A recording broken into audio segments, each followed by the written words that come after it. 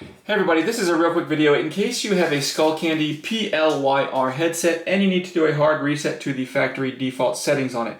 Now you're going to want to do this for one of two reasons. The first one is troubleshooting in case this headset is not connecting to your phone or other device, or it's not pairing with Bluetooth, or if it keeps disconnecting, or if it's not working in any kind of reason like that. A factory reset can fix a lot of those issues.